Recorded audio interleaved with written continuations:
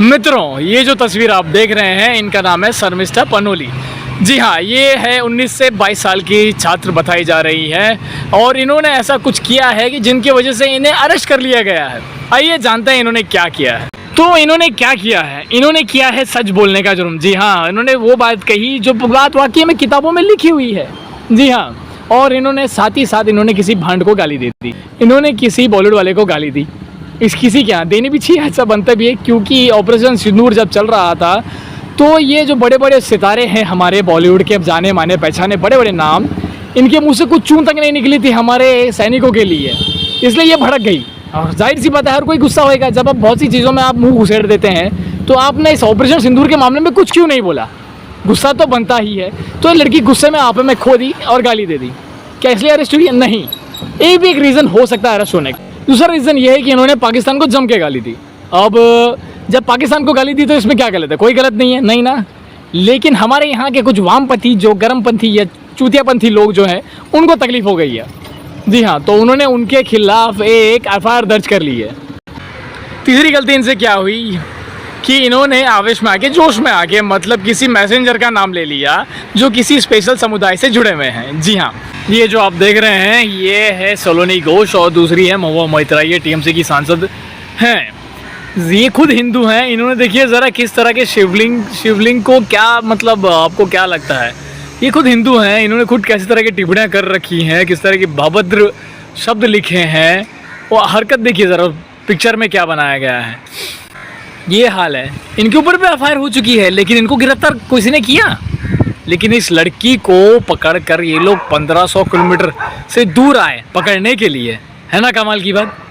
कहाँ अरेस्ट करते हैं ये लोग? हरियाणा में आके, और इन पे कोई एक्शन नहीं होता है। क्यों भाई? उनकी सरकार है, उनका सिस्टम है। और भी दिखाता हूँ आपको, आइए। जी हाँ, जो ये आप सड़ी हुई शक्ल वाला व्यक्ति देख रहे हैं, इसका नाम है वजाहत खान कादिर रशीदी। इसी ने ही पहली दफ़ा शर्मिष्ठा पनोली पे एफआईआर दर्ज कराई थी। आइए ज़रा इनके बारे में बात करते हैं, ये भी कितने साफ़ सुथरे हैं व्यक्ति हैं। ये जो आप देख रहे हैं ये इनका ट्विटर हैंडल है।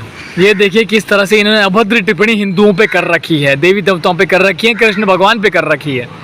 क्या आपको क्या लगता है, इन पे कभी कोई एफआईआर नहीं हुई होगी? इन पे किसी ने कोई एक्शन नहीं लिया होगा? लिया ही होगा ना, एफआईआर किया ही होगा, लेकिन जेल में इसे नहीं डाला होगा। मैं ये बोलना चाहता हूँ। जी हाँ, जिस तरह से बंगाल पुलिस ने बहुत तेज़ी से फुर्ती दिखाई, 1500 किलोमीटर दूर आकर एक लड़की को लेके चली गई, उसी तरह घर के बगल का एक बंदा इन्हें नहीं दिखा रहेगा। ऐसा होता है।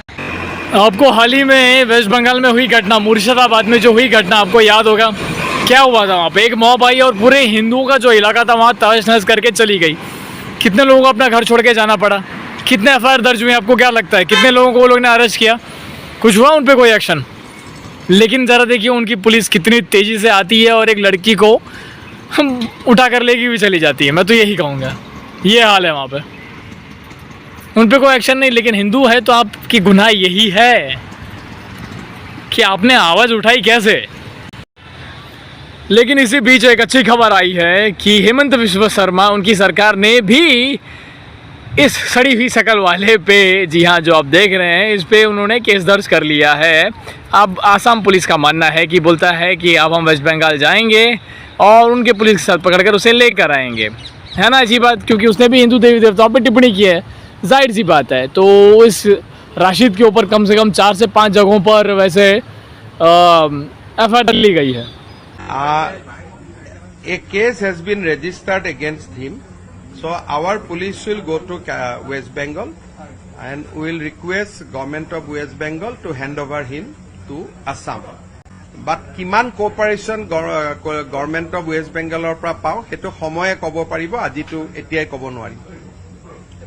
वैसे एक और बात सुनने में आया कि ये जो राशिद नाम का जो ये सड़ा हुआ आदमी है, ये बंदा, इसका ऑफिस है, बोलता है कहाँ पर? पाकिस्तान में।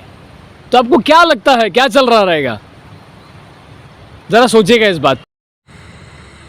जिस तरह ये सांप एक मछली को पानी में डूबने से बचा रहा है, ठीक उसी तरह कुछ सर्कुलरी कीड़े हम हिंदुओं को भी इसी तरह बचाने की कोशिश कर रहे हैं।